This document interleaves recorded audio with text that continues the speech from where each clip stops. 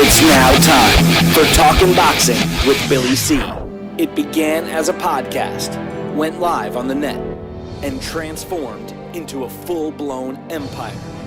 It's the only daily boxing talk show on the planet, hosted by the only guy with the balls to do it. Many have stepped into the ring. Many have tried to take the belt. And one by one, they've fallen. Another victim of the undisputed heavyweight champion of Boxing Talk Radio. Talkin' Boxing with Billy C is on now. My style is impetuous, my defense is impregnable, and I'm just ferocious. I want your heart.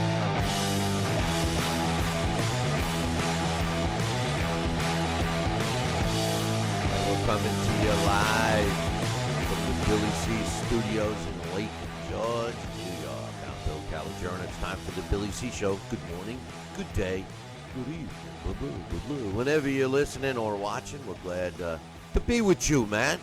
And we're glad you're with us, that's for sure. Hey, special shout out to all of our viewers on the Holyfield Television Network. We're proud to be a part of the Holyfield Television Network sports programming.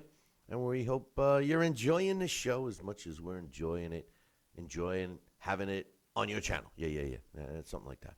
I also want to give a special shout out to Fight TV. Don't forget to download our app. Go to Fight, that's F-I-T-E. That's fight.tv/BillyC. Download the app. And don't forget, you can get all the pay-per-views right on BillyCBoxing.com. Including this weekend's big pay-per-view, but more importantly, all the ones you can't normally see anywhere else. So you can get that right on BillyCBoxing.com. Today's show is being brought to us in part by Sal's Neighborhood Pizzeria and Italian Restaurant, located on beautiful St. Simons Island in Georgia. Check out the website, www.salsneighborhoodpizzeria.com. We'll give my man a call, 912-268-2328, 912-268-2328. Find out why I go all the way to St. Simons Island to get a decent pizza and some fine Italian cuisine. Visit the website, www.salsneighborhoodpizzeria.com. And speaking of Sal's and speaking of St. Simons Island, Georgia, look for a big announcement concerning a couple of events that will be taking place down there.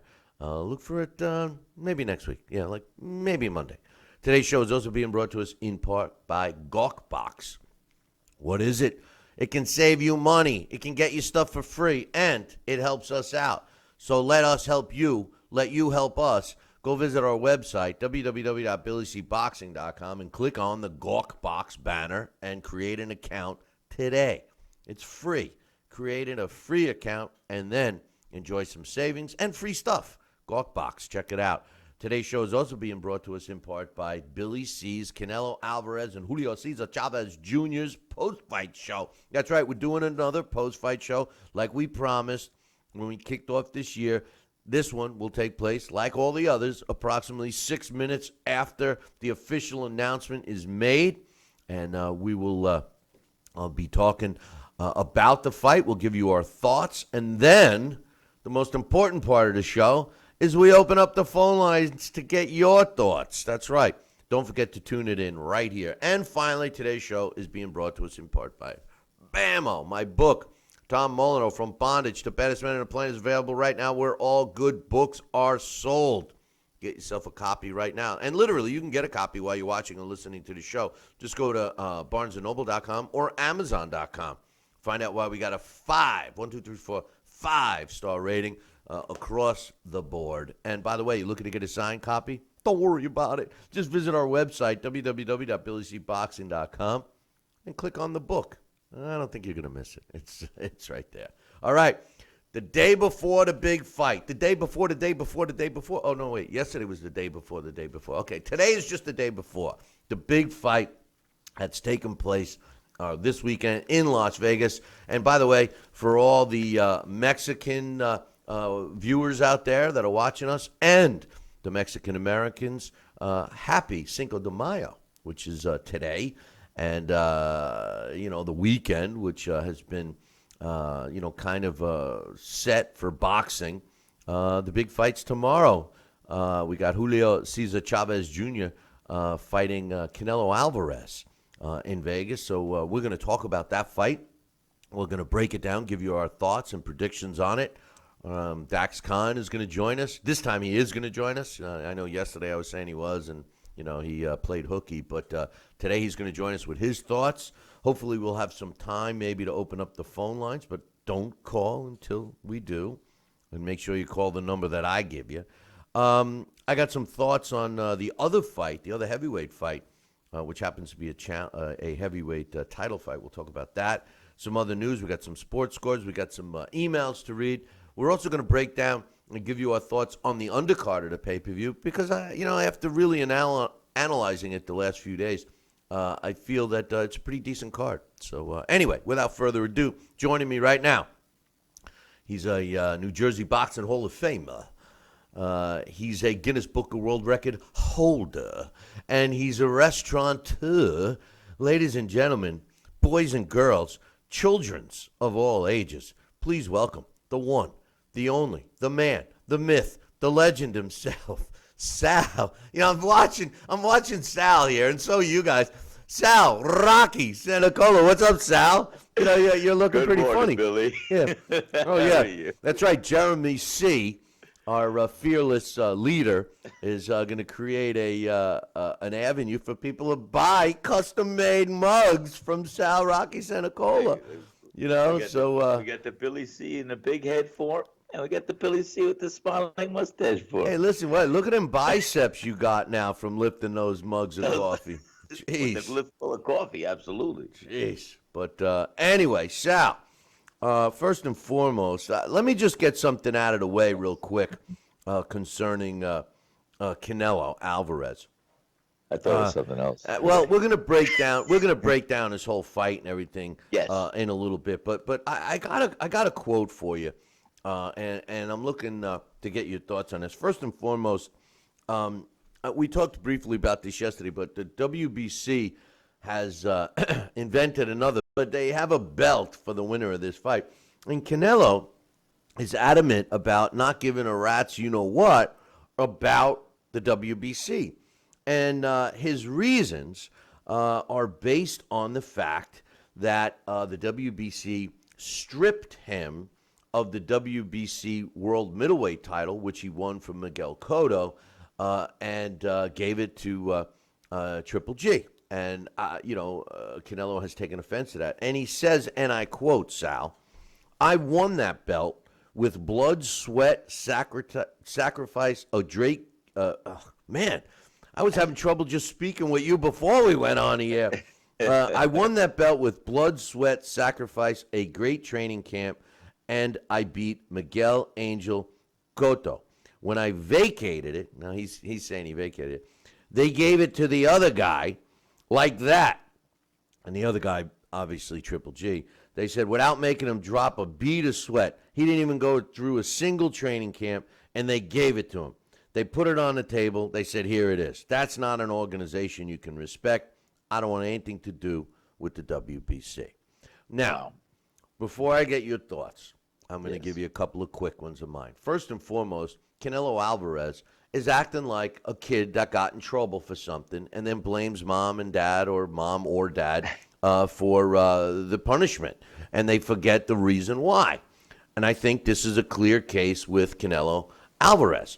Because I guess that he forgot that Triple G had the interim WBC belt and that he was supposed to fight Miguel Cotto, but Cotto chose to fight Saul Canelo Alvarez, which the WBC made very clear at the time that the winner had to fight Triple G. So when Saul Canelo Alvarez won that title from Miguel Cotto, he was supposed to fight Triple G. And he decided that he didn't want to. He basically was stripped. He did not vacate it. He was stripped of the belt. And then they gave it to Triple G because he already had the interim belt. That's how that works. They elevate a champion that has an interim belt to champion should the so-called champion not fight him. And that's what happened here. Canelo, in his words, vacated it because he didn't want to fight Triple G. He ducked Triple G. Facts are facts. Canelo Alvarez thinks he's way bigger than he is. He thinks he's a way bigger draw than he actually is now. And talking about believing your own press clippings and all the voices in your ears for the attaboy guys that are hanging around him, it's a clear case of that. What do you think, Sal? I think it's a clear case of that, as you just spelled it out for all the listeners. And I'll tell you what, sounds like he suffers from the same selective memory condition as one of our former presidential candidates. I just think that it was pretty ridiculous that he's blaming the WBC for his own cowardness. And that's what I'm going to call it. I mean, listen, you can spin it any way you want. You can call it, oh, he was, marinating the Triple G. Hey, listen, you don't. That's the beauty of the sport of boxing. When you have a big fight, I don't really think that the marination process is all what it's cracked up to be. I think Floyd Mayweather and Manny Pacquiao would have made the same amount of money if they would have fought earlier than 5 years, make us wait 5 years. Because what we ended up getting is two versions of the fighters that were not in their prime. Everybody always blames Mayweather for taking Manny Pacquiao when he was past his prime and all of this. But, it's not like Floyd Mayweather was in a tube and didn't age himself. I mean, come on. I mean, both of the fighters did it. They made record money, and that was that. I just think it's sad that Golden Boy and Canelo Alvarez have blatantly copied the blueprint that Floyd Mayweather was successful on. Listen, everybody knows I'm not a big fan of Floyd, but I give him credit where credit's due. He was successful. He's the only Floyd Mayweather. Nobody can be another Floyd Mayweather, just like nobody could be another Muhammad Ali. These guys were individualists. And the truth of the matter is that they did what they did. Stop being copycats and try your own thing. Canelo Alvarez, he's making a mistake because as I break down this fight later on, Sal, I think he wasted time. I know he's waiting for Triple G to get old, and now he's feeling pretty confident because Triple G hasn't looked too good in his last two fights. But I think he made a big mistake, and personally, I think his popularity has dropped, at least here in the States. What do you think? I think you're right, and I think that he, after this fight, should he be the victor, we said that name again, he has to, the next fight's got to be against Triple G. And I'll tell you who's going to be knocking on his door. Canelo's going to be looking for all the money and all the fights he can get, and I'll tell you who's going to be knocking on that door, as Triple G's going to also be in the realm of the fight of being put together. You're going to see David Lemieux knocking on that door too, because I can see Lemieux Canelo Alvarez showdown happening one way or the other inevitably over the next couple of years, year and a half. You are right about that. I have this canny way of putting these fights together in my mind. David Lemieux is in no easy fight himself, that's for sure, this weekend. But let's start talking about the fights this weekend. First and foremost, there's a fight that's taking place from the land down under, and that's between WBO World Heavyweight Champion Joseph Parker and late sub Kajanu, Razvan Kajanu. All right, here's the deal. First and foremost, it was announced yesterday that Joseph Parker is suffering from some injuries. But the way they spun it is they said that he's going to fight through the injuries anyway. It sounds like he's just a little sore. He says his shoulders and elbows are sore, but, hey, you got to work through the pain. I don't know if this is a early excuse, like a in-place just-in-case excuse. I don't know.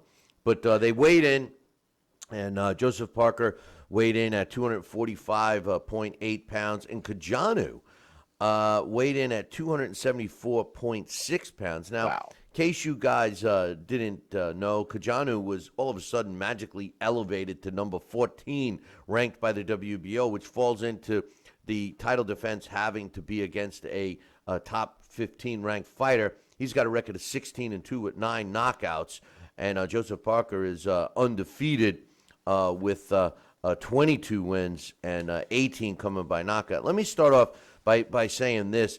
Razvan Kajanu was a fighter that lost his first fight as a professional. He lost a 4-round majority decision back in 2011 against a experienced fighter with 19 pro fights. So, I mean, I think he was in kind of tough. And when you look at his resume, they certainly didn't overprotect Kajanu. Now, I didn't know anything about Kajanu until he fought as part of the ESPN heavyweight tournament. Now, at that point, this was a guy that, now he's a big guy, he's 6'7.5", but he was weighing in between 250 and 260 pounds for those fights, and he fought, some pretty good fighters. I was ringside for a couple of them, including the Ed Fountain fight that he won, a 10-0 Ed Fountain, and he was in very good shape that night.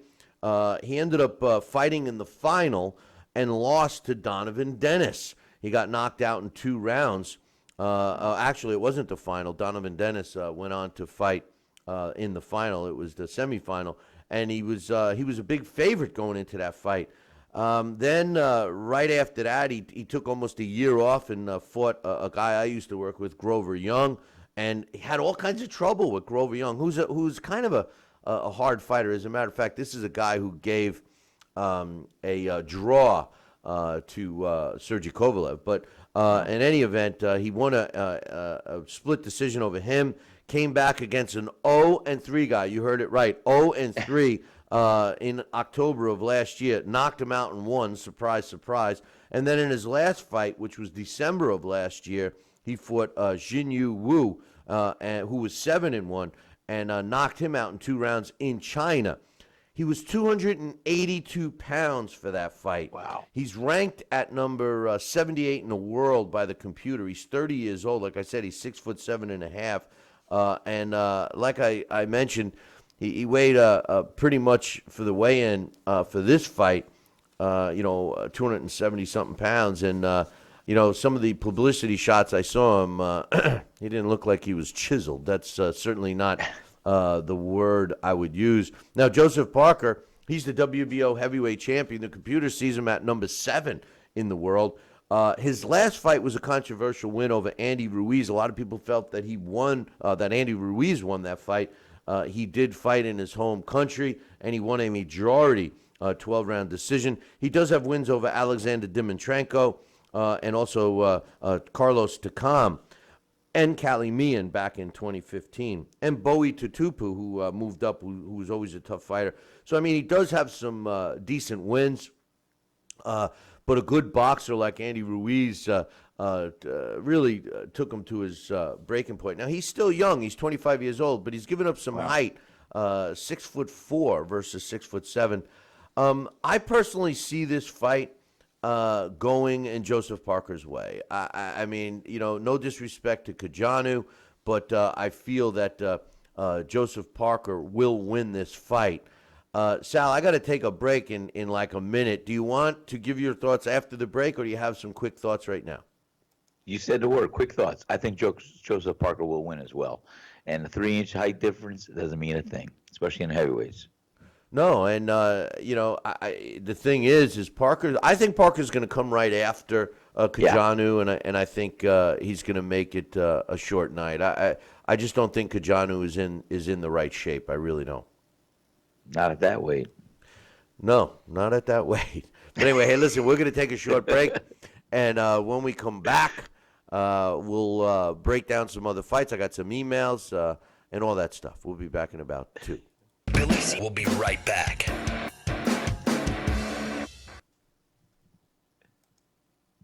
Endless pools are an incredible alternative to traditional pools, making it easy and inexpensive to swim at home. Exercise year-round against a smooth current set to your desired pace and temperature.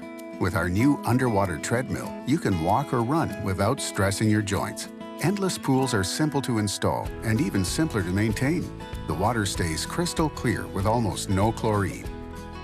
Call for your free idea kit and experience the freedom of swimming at home. Snacking has never been this exciting. At Graze.com, we combine wholesome ingredients with the flavors we all love. to create over 100 exciting snacks. Like these. We'd love to send you a Graze sampler box for free. Just go to graze.com, enter the code ENJOY36, and we'll mail your free box to your home or office. Join thousands of grazers already in love with our exciting snacks. So come to graze.com for your first box free.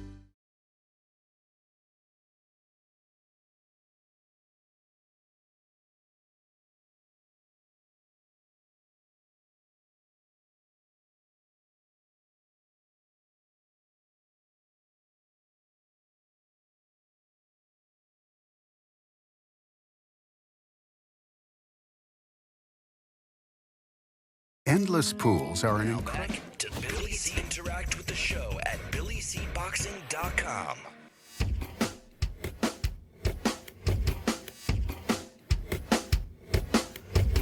And we're back. You're listening to the Billy C. Show. Glad you could be with us. And don't forget about Sal's Neighborhood Pizzeria, especially if you're traveling north or south on I-95. It's literally not even a 15-minute detour for you. And you could even get there quicker if you run a couple of red lights. And trust me, you won't regret it. Visit his website, www.salsneighborhoodpizzeria.com, for directions, address, phone numbers, all that happy stuff. And speaking of the man, the myth, the legend himself, he's with me right now. And Sal, when we went to break, we had just finished talking about the heavyweight fight that's taken place down from the land down under. Now, we got some other fights to talk about, but first, let me get everybody caught up on some other things. How about some sports scores and some emails? How about that? That sounds great. Let's do it. Good, because I needed your stamp of approval. And I needed you to give me I needed to give you some more time to take another sip of coffee. I knew that was coming. Do it right I know what's happening with you over there, But anyway, in the NBA Finals, we got the Wizards beating up on the Boston Celtics 116-89. Just to grab a game in that series. The Celtics still lead 2-1. Wow. The other series, well, the Warriors beat the Jazz 115-104 to take a 2-0 series lead in that series. Now, over in the NHL playoffs, we had the Rangers coming from 2 games down. They beat the Senators 4-1 and tied the series 2 games apiece. If you recall, they won the last game too after being down. So now they basically have a brand new series in front of them. It's even, so they got to win 2 more to move ahead. Over in Major League Baseball, the Reds beat the Pirates 4-2. The Nationals beat the Diamondbacks 4-2. The A's beat the Twins 8-5. The Rangers beat the Astros 10-4. White Sox over the Royals 8-3. The Cubs and the Phillies, what a game that was. The Cubs squeak out a win 5-4. Took 13 innings, but they won the game for the World Series champs of last year. The Orioles and the Red Sox, they played, and the Orioles won 8-3. Some nasty stuff going on there with just some prejudiced comments coming from fans and players alike. It's getting pretty nasty with that series between Baltimore and the Red Sox, but the Orioles won that one 8-3. The Battle of Florida, the Rays beat the Marlins 5-1. The Brewers over the Cardinals 5-4. The Mariners beat the Angels 11-3. Now the Indians and Tigers and the Mets and Braves were both postponed. The Mets and Braves game started. But then the rain, she started to fall. And so that's what took place in the sports world outside of the boxing realm. But, hey, Sal, how about an email? This one's from Jesse. He says, hey, Billy C. and Sal. Hey, Jesse, what's up? Jesse, how you doing? He says, here's my picks. Chavez against Chavez Jr. and Canelo in a controversial draw. That's something we never even thought of. What do you think about that, Sal? No. What do you think? What do you think? A controversial draw? Could it happen? Of course, right? It'll be controversial, but yeah. I like it. What Jesse going out on a limb, huh? I'll tell you that let's see the Las Vegas odds on that one. I'm going to put money on that one. There you go. He also says Gamboa winning a split decision over Castellanos in a tough fight. He says JoJo Diaz winning a split decision over Tino in an action-packed fight. He says, what's your thoughts on JoJo saying if he wins this fight, he wants a title bout? We'll talk about that fight. I'm going to break those down. Like we said yesterday, it's, belts today are participation belts, like kids playing T-ball. Everybody gets one, so whatever, JoJo. I like JoJo, but I don't know. I think fighters, somebody said it in the chat room. By the way, if you're watching or listening live, come on over to the chat room that we respond to. It's up in BillyCBoxing.com. And somebody said in the chat room yesterday that it's too easy to get a belt, and it certainly is. But anyway, he has Lucas Matisse winning a unanimous decision over Emmanuel Taylor, and Marcos Reyes winning a split decision over David Lemieux. He says Lemieux is going to get dropped in this fight. And he says Abby Lopez stopping Jesus Rojas in 9 rounds. David Lemieux getting dropped and losing a split decision. What do you think about that, Sal Rocky Senecola? I don't know if I see it that way, but I see David Lemieux landing some big shots and stopping his opponent, actually. But we'll see. I'm gonna break it down. I said that Reyes is a tough fighter, but I don't know. He says, yeah, Billy, if Canelo wins, he must face Triple G next, and he did take way too long for the matchup since he said he'll fight him now. If you're going to talk crap, back it up and show it. No more milking the fight this year, or I will let them get away with it if they fight next year, 2018. May that is 2018 in May. That's a big maybe. No, I disagree. Triple G, if Canelo, and that's a big if Canelo wins this fight against Julio Cesar Chavez Jr. Tomorrow, Sal, I think he's got to fight Triple G in September. He can't drag it out till next May. What do you think? I think September, October, the latest. You can't get too close to the holidays. So I think they're going to look at September and October, and that fight has to be made this year. Well, September is Mexican Independence time, and they usually fight. Yeah, and I think listen, we're going to see a big fight. And hey, Floyd, what's his name? Floyd, I forget his last name, but don't be surprised if he decides to grab the glory and fight on that weekend too. I mean, the time frame, and you know what? Knowing Floyd. If Floyd was going to make a comeback, Sal, and fight, you know when he would announce it? Like tomorrow morning or tomorrow afternoon, just to grab some of the thunder from Canelo and then announce that he's going to fight. He's going to fight in September. I mean, that's Floyd's MO. Let's be real, right? You're a genius. You're absolutely right. That's exactly what he would do, because he's got to steal some thunder. He's got to do something. And what else? What a better time to announce or do something when all eyes are on this main event tomorrow night. Well, Floyd, listen, Floyd's not only is he a future Hall of Famer inside the ring. If they had a Hall of Fame for boxing business sense, he would be in that one too, because this is a guy that has mastered grabbing the attention. And what's a better way of stealing the attention from Canelo Alvarez than saying he's making a comeback and, kind of announce it tomorrow, So I love it.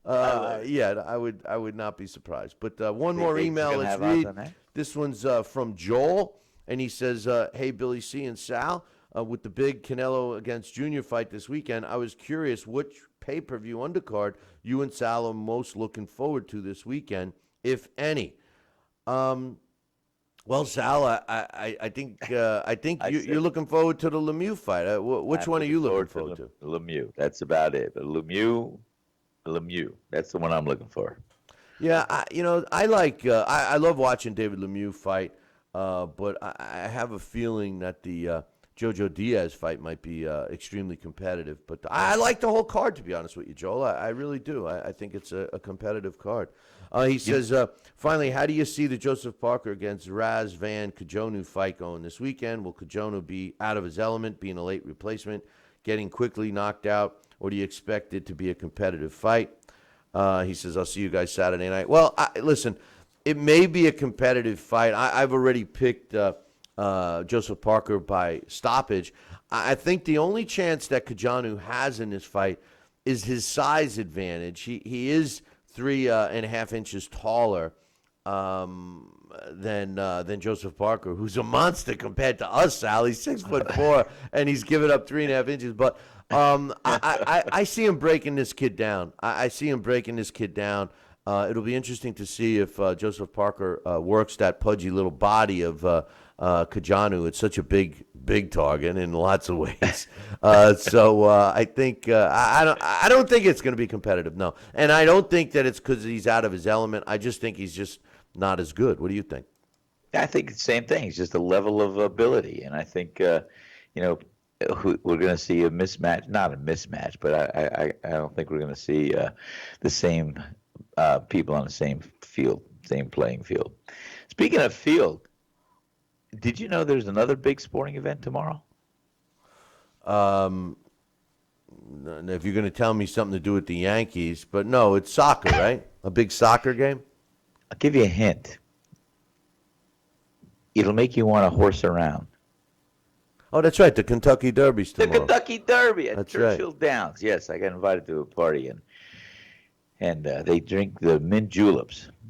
But we're shorthanded at work. Hey, tomorrow, listen, so- don't be drinking any mint juleps before you come on the post-fight show. You know what happened last time, you know? Easy, easy. Those Usually I'm the guy throwing down some scotches, and then all of a we sudden will it was not like, do that. hey, and we're with Sal. How you doing, guys? What's up? Oh, geez, he was playing, you were like my man Carl King that night. I mean, come on, brother. But anyway, hey, listen, we're going to take a short break. Did I just say that? We're going to take a short break, and when we come back, I will break down and give you my predictions of the undercard of the pay-per-view. Julio Cesar Chavez Jr., I was going to say challenging, but fighting Canelo Alvarez Saturday. We'll break down and give you our thoughts on the undercard, and that, boys and girls, is coming up in about 2. Billy C will be right back. Have you heard? Proactive Plus is faster and better than ever. Stay tuned for a 1,000,000 bottle giveaway, and you'll also receive free shipping. Do you have troubled skin? Acne? Well, we have great news. With Proactive Plus, your acne can heal, and you can help prevent new breakouts from. Don't miss this limited time offer. Give us a call at 800-567-0214 because we're going to let 1,000,000 people try Proactive Plus risk-free and get 2 free gifts and also receive free shipping when you call right now. You heard it. This offer won't last long. So call Proactive Plus now and you'll receive a 60-day risk-free trial of Proactive Plus, 2 free extras, and free shipping. Call 800-567-0214. This is our exclusive radio offer, never on TV. Get your risk-free 60-day trial of Proactive Plus with free shipping. That's right, free shipping. Don't wait. Call 800-567-0214. That's 800-567-0214. Are you currently on Medicare? In other words, do you carry the red, white, and blue Medicare card? If so, are you suffering from chronic back pain? If you answered yes, you may be eligible for a pain-relieving back brace covered by Medicare at little to no cost, shipped directly to your home for free. These medical-grade back braces are ideal for lower back pain, arthritis, spinal disorders, and other chronic back problems. Will you qualify for a medical-grade back brace? Call Back Brace America at 1-800-290-8300. Tell me, Kenny, how is it you rub my belly so fine with that secret rub of yours? And don't even tell me what you're gonna do next. I love you, Kenny Bear. Tell me, Kenny baby, what you gonna do next? Kenny Bear's Old Florida Barbecue Rub and Seasoning. Grab a bottle today.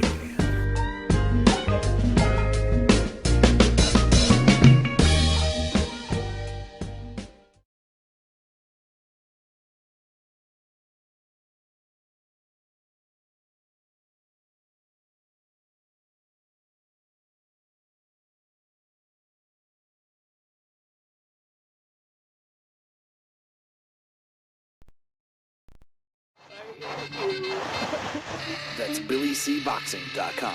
Consider this your warning. Now back to Billy C. Interact with the show at BillyCBoxing.com.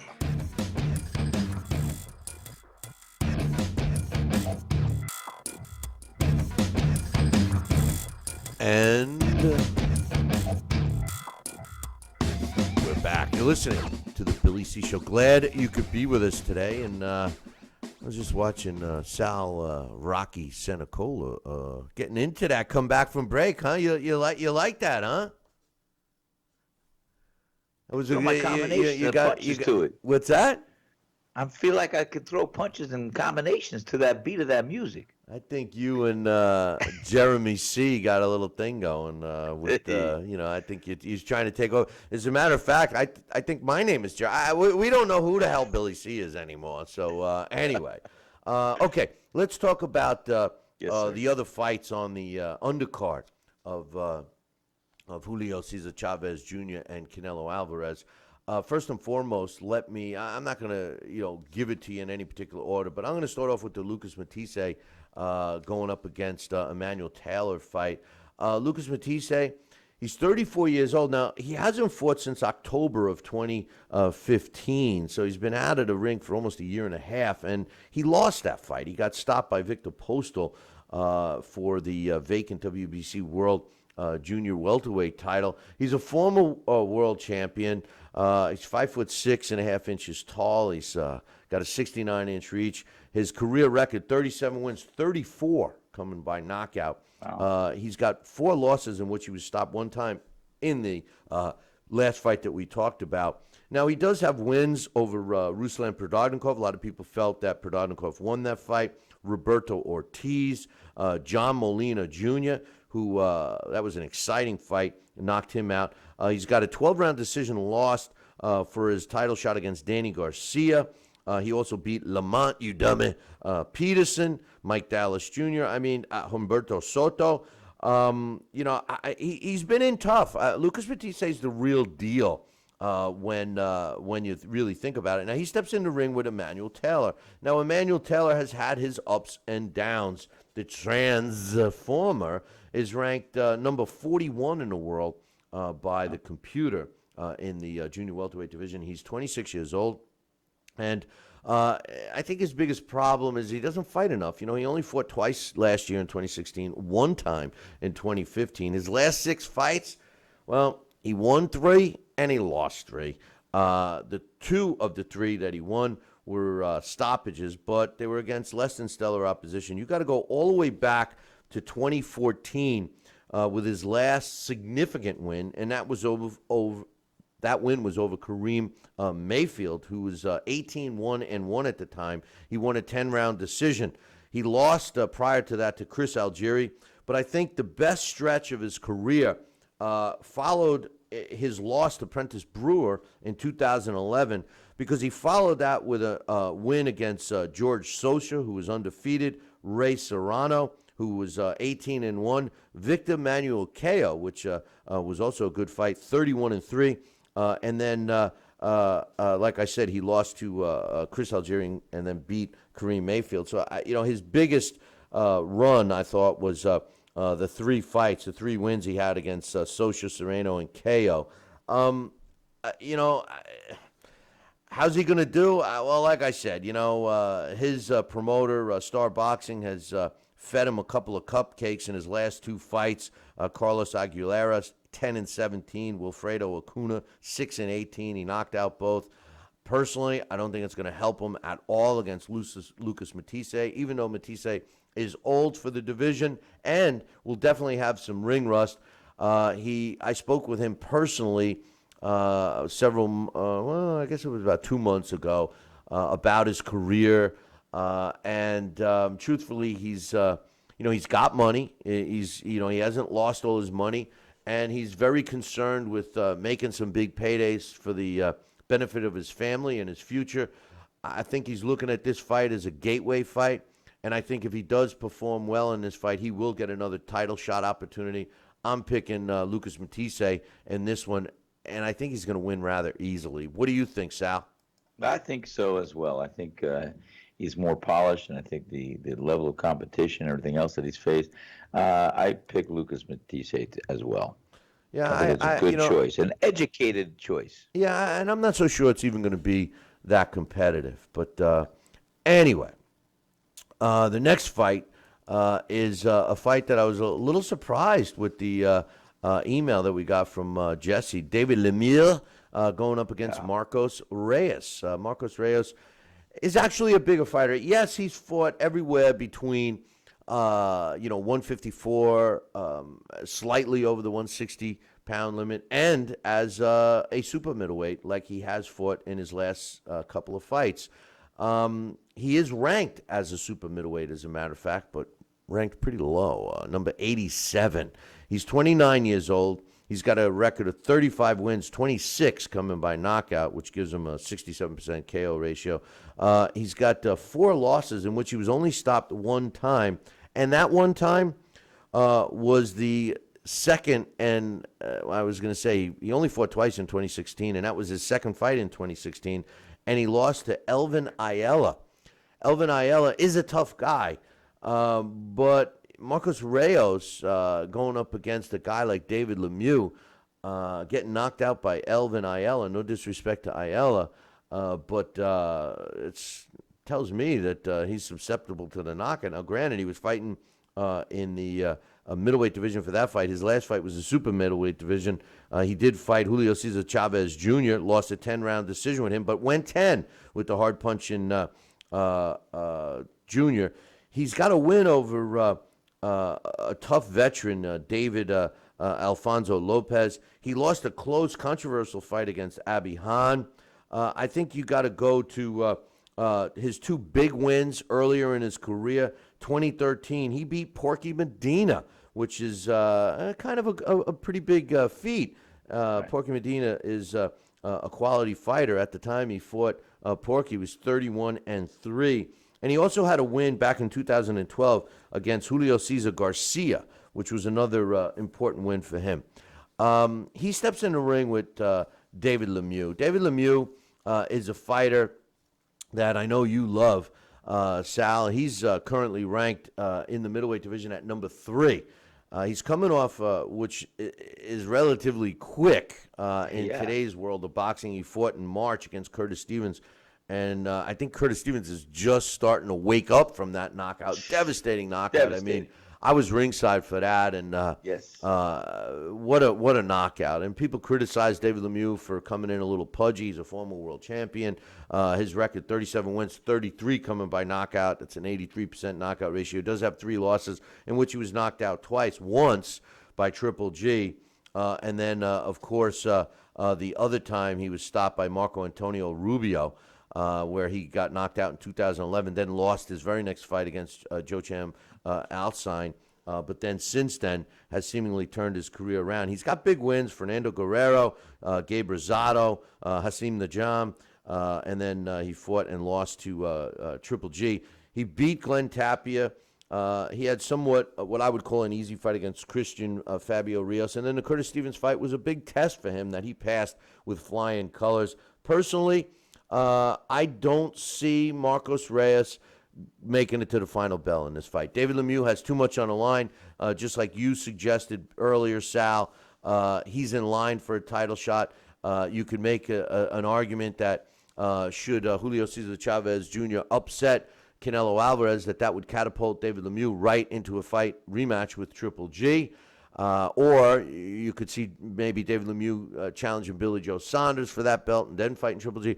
Either way, I think there's too much on the line for David Lemieux. He's going to win this fight, and he's going to win by knockout. What's your thoughts? Right there, pal. That's exactly what I see. You know, he's got too much on the line. He knows what's at stake here, and he wants another title fight. And I think he will win in big fashion. He'll deserve another title fight, whether it's Billy Joe Saunders, Triple G. I think we'll wait after till, like I said, if Canelo Alvarez gets past Julio Cesar Chavez Jr., that's going to be the definitive fight that Triple G and he should definitely get in the ring together and do. And then David Lemieux, maybe after that fight is over, will fight the winner. Could do that. after he maybe fights Billy Joe Saunders. Who knows? It could be a round robin. Well, Billy Joe Saunders, what does he need? Like 6 years to prepare? Is that the? I think 18 months, but I think he could maybe do the 24-month program. Yeah, I think he wants the 6 year to prepare if the guy's initials are GGG. But anyway, that's another story. I do believe that the Julio Cesar Chavez Jr. Against Canelo Alvarez fight is going to be extremely competitive. But aside from that fight, I think that the JoJo Diaz against Manuel Avila fight will be a good one. And let me tell you why. Manuel Avila is a featherweight that the computer sees at number 24. He's 25 years old.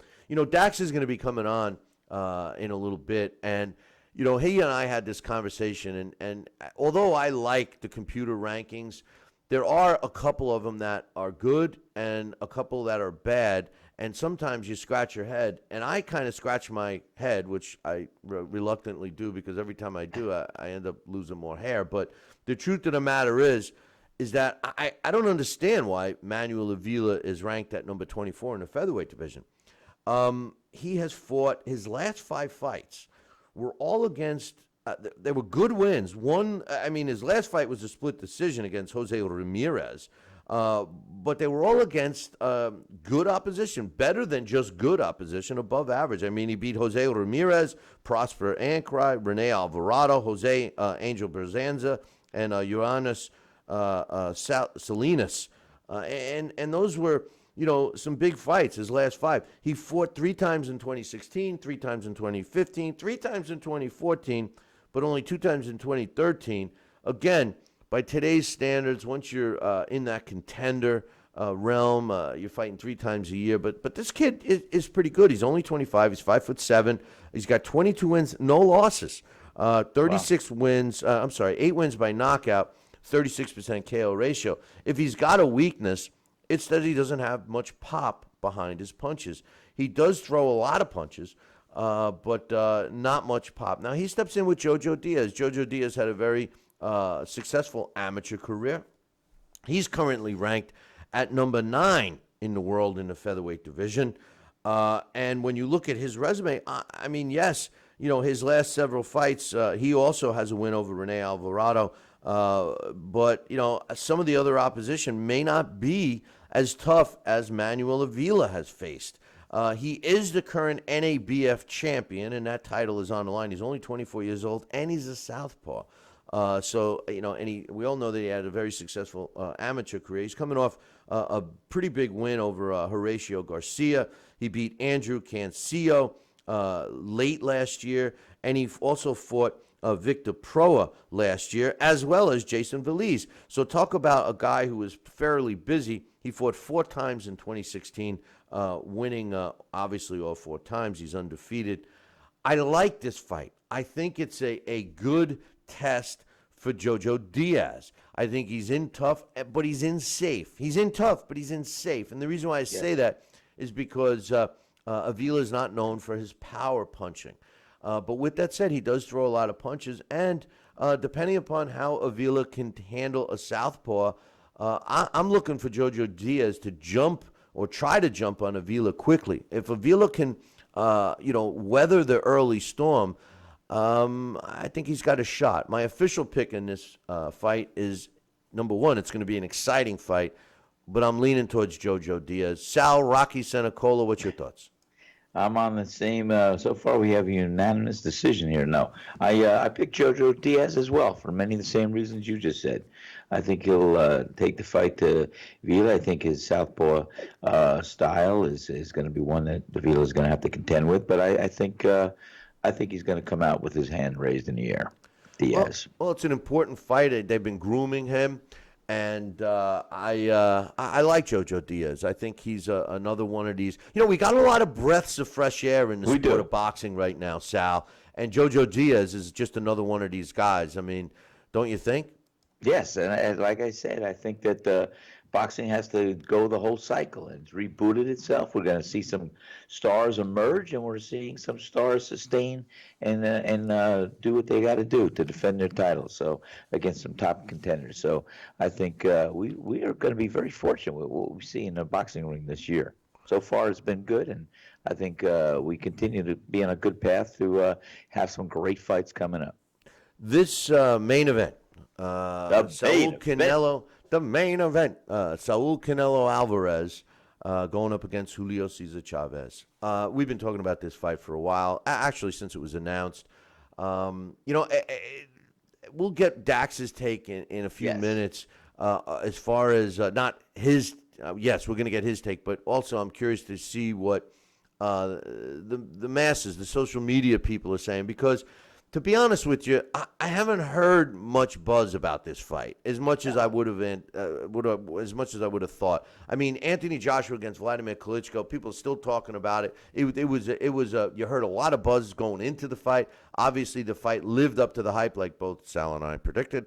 And I mean, people are still talking about it. People are talking about the potential showdown of Anthony Joshua and Deontay Wilder. I mean, yes, it's heavyweights, and people love the heavyweights, but this is a substantial fight, and it's the next loved weight class, the middleweights, even though it's actually super middleweights because it's being fought at 164.5 pounds because Tubby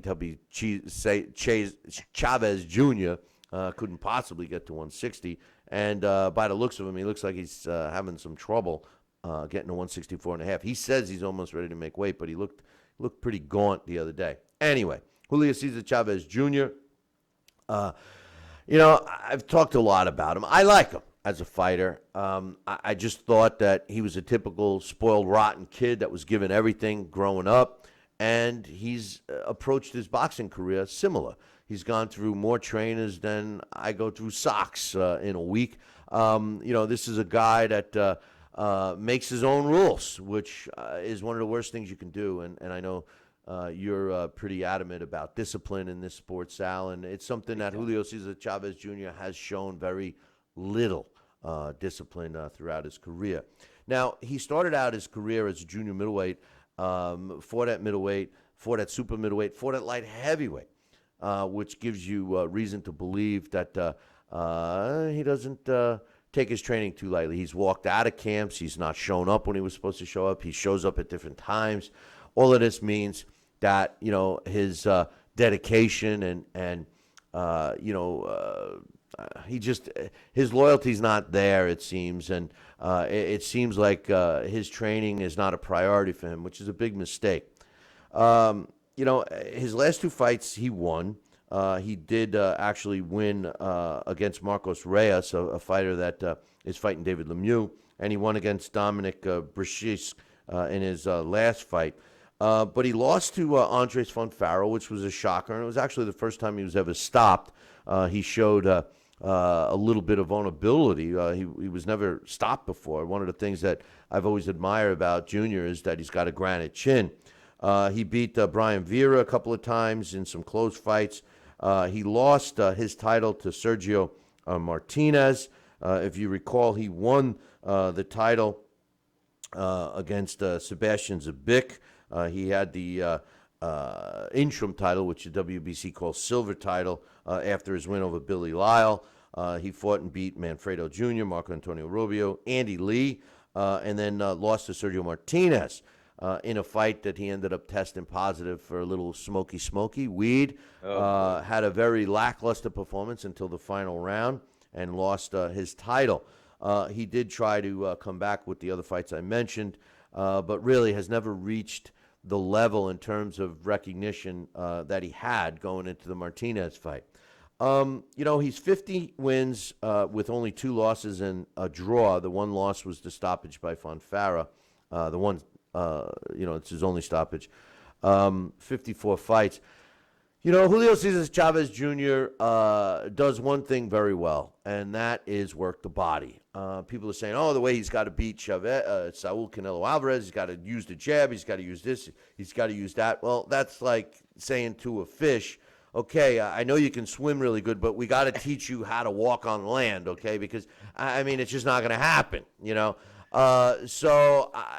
His strengths is the body work, and he's got to utilize his strength. I know Nacho is an advocate for counter punching, et cetera, and maybe they worked on it in the gym, but when push comes to shove, especially in a fight of this magnitude, personally, I feel you got to do what you do best. And what Julio Cesar Chavez Jr. does best is work the body. Now, with Saul Canelo Alvarez, he's going to have a guy standing right in front of him, so he can work the body. Saul Canelo Alvarez is a former junior middleweight champion and a former middleweight champion when he beat Miguel Cotto, who had beaten Sergio Martinez. This is a guy who's ranked number 1 as a junior middleweight, which is pretty surprising. By the way, Julio Cesar Chavez is ranked number 12 as a super middleweight. Like I said, this fight is technically being fought at the super middleweight division, 164.5. Saul Alvarez has only been beaten once, and that was against future Hall of Famer Floyd Mayweather. He's 48 wins, 34 coming by knockout, 1 loss, and 1 draw. His draw came against early. It came earlier in his career in his 4th fight against Jorge Juarez back in the day. Ever since he said us Mexicans don't F around, he's taken a pretty easy way out. He fought Amir Khan, knocked out Amir Khan devastatingly, but Amir Khan had to move up 2 weight classes to fight him. In his last fight, he fought Liam Smith, which was no challenge at all. This is a guy that has lost, in my opinion, a lot of respect by a lot of people, not just myself. But make no mistake, he's a talented fighter. If you looked up in the textbook of how to have a stance, how to throw a punch, how to do all the stuff that you're supposed to do in boxing, Saul Canelo Alvarez might be the guy you see there. It might be his picture. He's got a textbook stance. He delivers his punches like you're supposed to. He keeps his elbows tucked in. He does a lot of things right. But the one thing he does wrong, and it's something that maybe it's not even being done wrong. Maybe it's because he's so technically solid that, he's thinking. And that is, and I've said this a million times, is that he has to kind of be in front of you before he's really effective with letting his hands go and being effective landing punches. He's not very good at throwing and landing effective punches on the move. Something I thought he could have learned from Floyd, because that's how Floyd beat him. Floyd was effective on the move, landing punches. And then when Floyd did step in the pocket, this was a guy that counterpunched Saul Alvarez. And to be honest with you, it was the first time I ever thought that Alvarez was going to go down. And it was from, of all people, Floyd Mayweather, who's not known for power punching. And it could have been a little bit of fatigue. I think that Saul Canelo Alvarez is going to fight right into Julio Cesar Chavez Jr.'s strength. I don't think Canelo can knock him out unless Jr. Is really drained.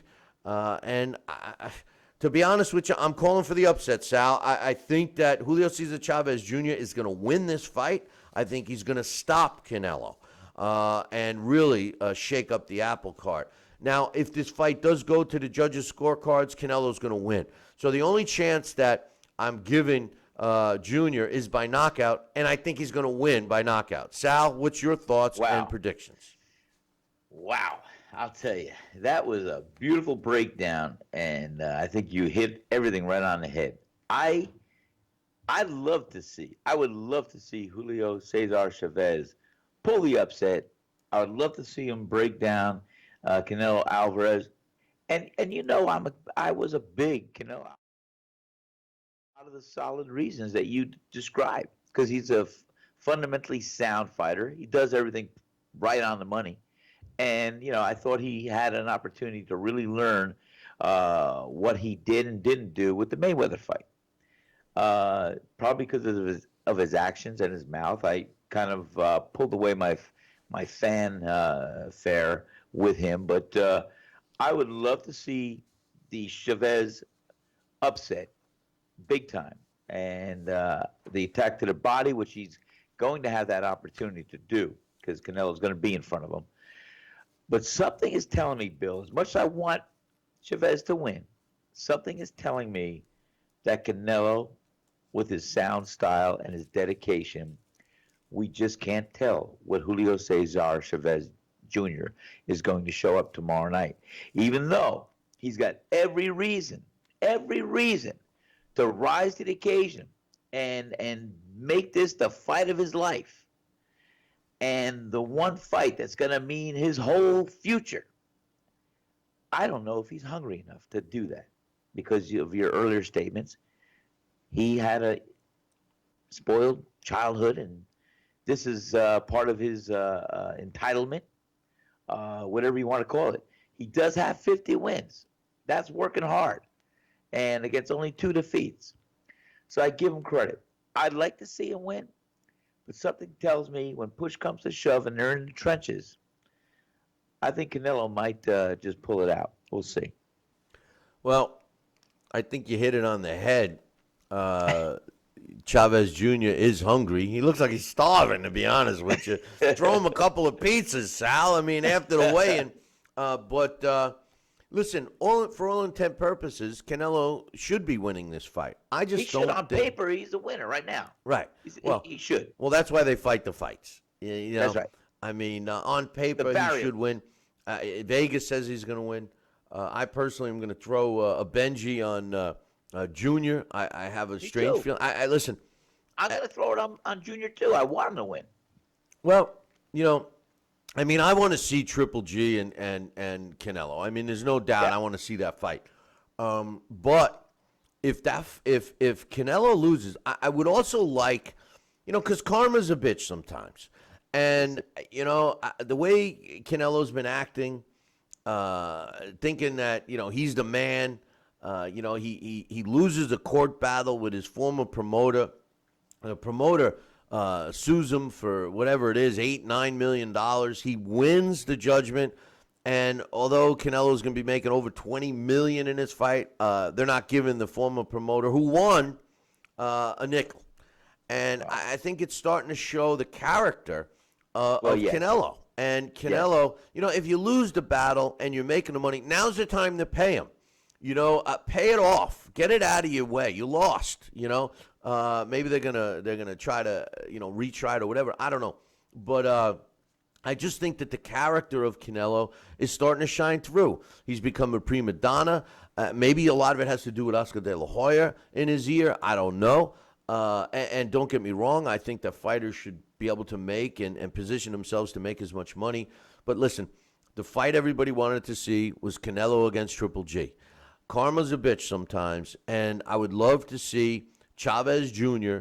beat Canelo and take that big fight away, because that fight won't have the you know, the interest. I mean, I still would like to see Canelo fight Triple G, but Triple G would go after bigger and better fish. David Lemieux could be the guy. You know, Billy Joe Saunders makes more sense, and Triple G could walk away unifying the belts against Saunders, or if Lemieux fights Saunders and wins, and then he fights Lemieux. I mean, you know, and listen, a rematch with Lemieux isn't a layup for Triple G either, especially in lieu of his last couple of fights. You know, so I mean, I don't know. Sometimes karma works out, right, Sal?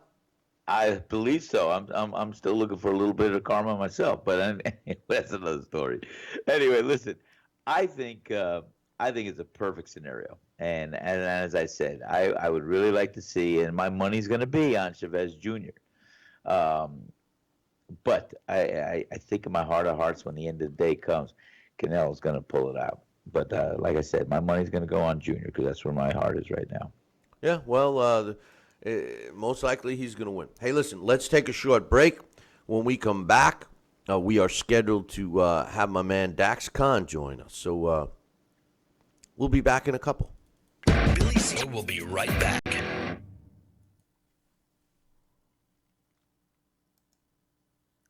If you or a loved one have had hernia repair surgery with mesh reinforcement and suffered infection, chronic pain, mesh migration, mesh failure, organ damage, or needed additional surgery, call the Rely On Group right now. You may be eligible to receive a cash award and compensation for your medical expenses. Your voice deserves to be heard. Call the Rely On Group to be connected with a personal injury attorney for a free consultation. Call 800-715-4869. That's 800-715-4869. Endless pools are an incredible alternative to traditional pools, making it easy and inexpensive to swim at home. Exercise year-round against a smooth current set to your desired pace and temperature. With our new underwater treadmill, you can walk or run without stressing your joints. Endless pools are simple to install and even simpler to maintain. Water stays crystal clear with almost no chlorine. Call for your free idea kit and experience the freedom of swimming at home.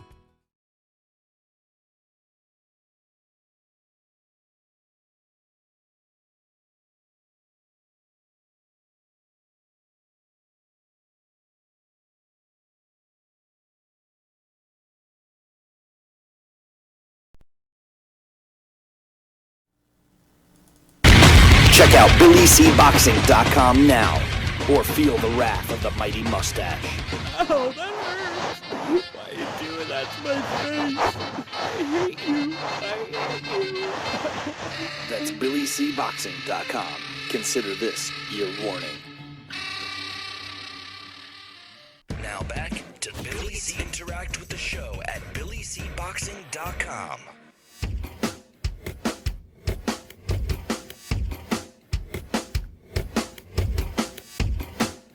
And we're back.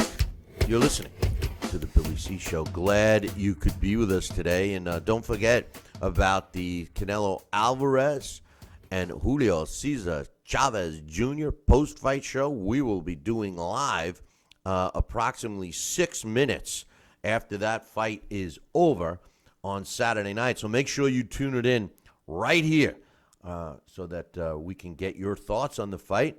First, we'll give you ours, of course, but then we'll get your thoughts on the fight.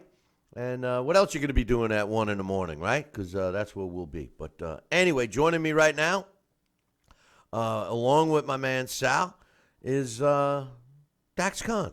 What's up, Dax? Good morning. How is everybody today? Oh, not too bad, my man. Not too bad. Big fight this weekend. Julio Cesar Chavez Jr. is challenging, there's no belt on the line, but challenging Saul Canelo Alvarez. First, before you get your thoughts on this fight, what's going on in social media surrounding this fight? Because to me, it doesn't seem there's like as much excitement around this fight as I thought it would be, especially two Mexican warriors going against each other on Cinco de Mayo weekend and, you know, claiming it's going to be the best Mexican fight ever and all of these things. I'm just not feeling it. Am I wrong? Yes, you are wrong, because there's a lot of talk going on about this. But believe it or not, even those who are picking Canelo to win, a lot of the talk has to do with Chavez Jr. Canelo has really become sort of that boogeyman, and not, you know, the boogeyman in the sense in boxing where we would say, you know, the guy who if you doubt him, he'll upset you. Canelo's pretty much become that guy where people either want to see him do something spectacular or they just don't want to see him at all. You know, it's funny that you said that I was. You said that I was. You said that I was. I just can't get that word out. You said I was wrong. Oh yeah. But the truth of the matter is I haven't seen it, man. But then again, I'm not on social media as much as you. So basically, the general consensus is they're looking for an upset, or what? No, a lot of people don't. Those who pick Chavez Jr. don't believe it's an upset. Even the only ones who really give Chavez Jr. no chance are the type of fans that watch boxing. You know, the word everybody hates is the casual fans, the ones who only know who the big names are. But, you know, in terms of those who really watch the sport and follow reports from training camps, and they follow social media and shows like ours and other things, are the ones who are giving Chavez Jr. a chance. You know, some quotes from a few professional fighters. We'll start out with Tommy Renone, the junior middleweight journeyman out of Long Island. He says, this in shape and focused version of Chavez is going to be a serious problem for Canelo Alvarez. Forget skill set and talent. We know who has the upper hand. Canelo has been facing smaller guys for a long time now. Chavez Jr. won't be weight drained, and he's going to be actually prepared. Chavez Jr. should win this by upset. Stevie Forbes former super featherweight champion. I think this is the most motivated and in shape Chavez Jr. we've ever seen that's going to show up on Saturday. Woo-wee. I think I saw fear in Canelo's eyes when he tried to bully Chavez Jr. in their last face-off, and Chavez Jr. stood calm and relaxed. Chavez Jr. is going to pull this off, and Canelo's going to be shocked, as is the world. John Scully, the Iceman, good friend of ours, Chavez Jr. is going to bring all he has. I believe that. He's not going to leave anything behind in that ring. Canelo's going to have some rough moments on his way to a win. National Pride is a heck of a motivator. He's picking Canelo officially, but on the other hand, he doesn't believe that Chavez Jr. has no chance. As far as the timelines go, everybody believes Chavez Jr. is definitely focused. Almost nobody believes Chavez Jr. is going to come in out of shape. They are leaning towards the upset little by little as time goes on over the last 3 days on my timeline, on our show timeline, whether it be Facebook, Twitter, or Instagram. Chavez Jr. is suddenly becoming the favorite, not only in the fans' eyes as the guy that they want to win, but also in the sense that they believe Chavez Jr. is going to be out there and he's going to do something that nobody expected him to do. Why? Only because nobody expects him to do it.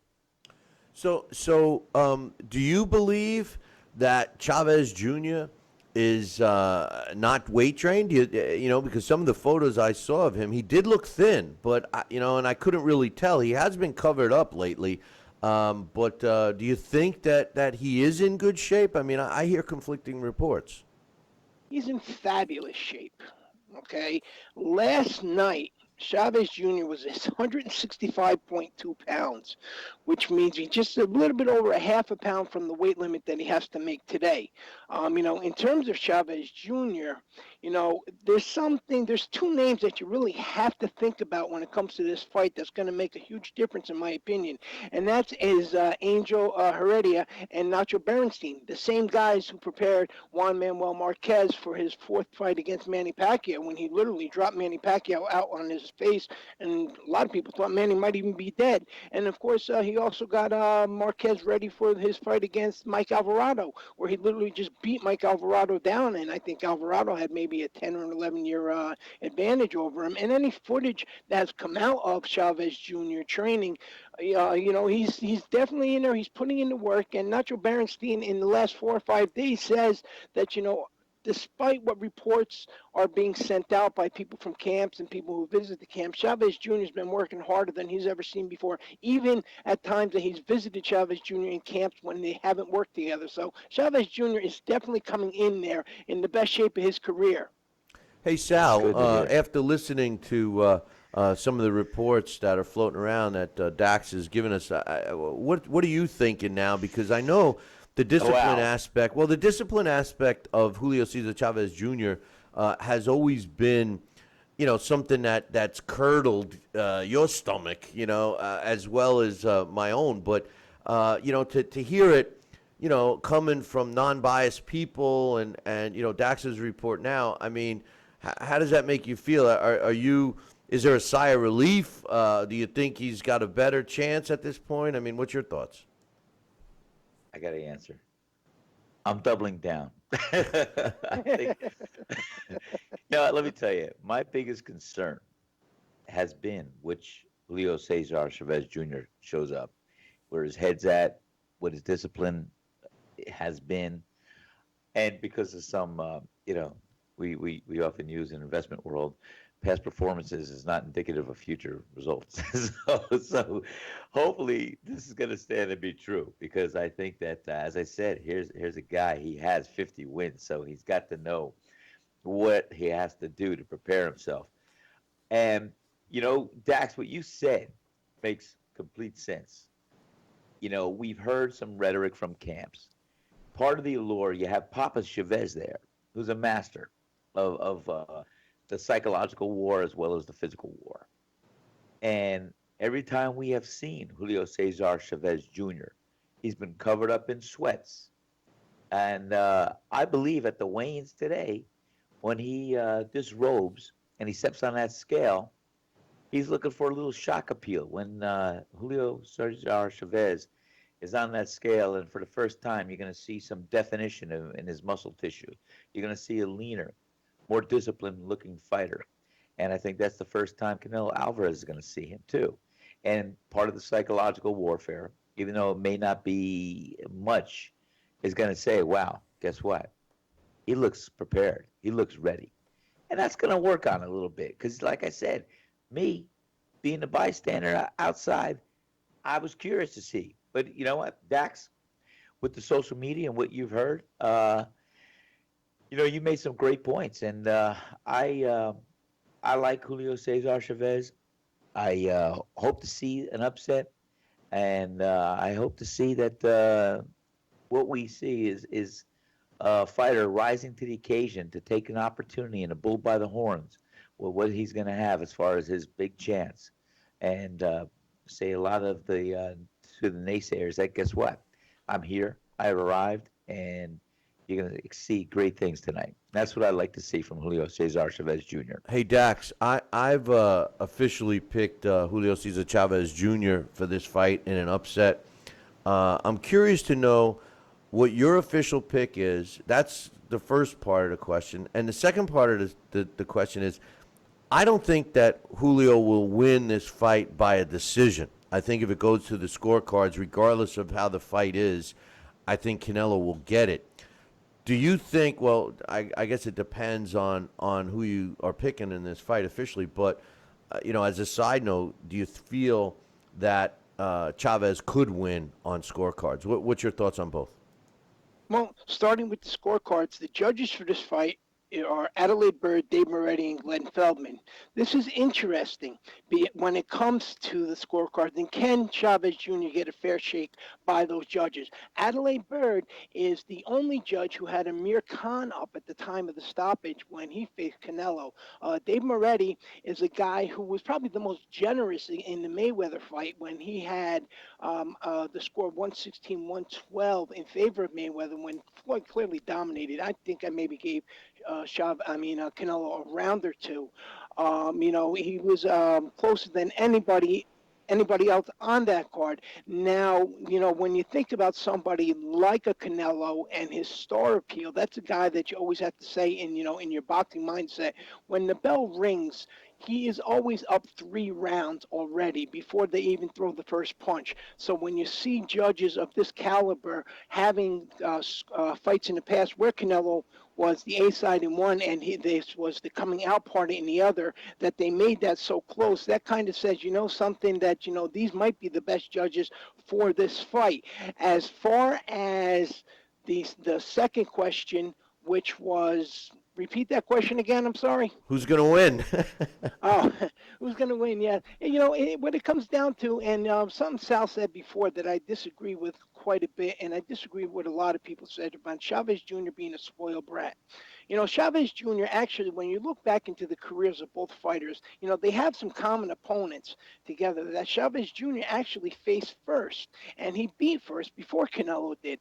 But Chavez Jr., he came about in a tougher way. His father had him fighting on them small cards in Mexico where, these are the guys that nobody's ever heard of, but these are the guys that are fighting just to put money on the table so the kids can eat that night. And those are the most brutal fights that any fighter can have. They're better and tougher than the ones we see on TV where, we watch a young prospect be raised up. And that's what his father did to him. But then why is Chavez Jr. fighting? A lot of times it seems like because he was forced to fight. And that's what I believe is what happened in the last few years of his career.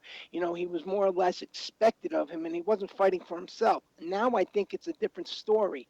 Canelo, for as much as he's improved, Canelo has 3 signature performances on his 3 signature fights on his resume, and those fights were against Floyd Mayweather, they were against Shane Mosley, and they were against Miguel Cotto. In 2 of those fights he improved on, Bill, but in one of those fights he regressed. In the Mayweather fight, as you stated before, Mayweather couldn't miss him. He countered him often, and Canelo was actually rocked in that fight. I don't believe he was hurt, but his equilibrium was definitely thrown off. After that fight, he did add in some head movement, and he added in a little bit of a foot movement into his overall style, which helped him improve. And in the Mosley fight, the important lesson he learned, which is going to be critical in this fight against Chavez Jr., is sometimes no matter how many times you hit a guy, no matter how hard you hit a guy, they're not always going to go down. How Shane Mosley stayed up in that fight for all the 12 rounds is beyond me, because Canelo was really brutalizing him.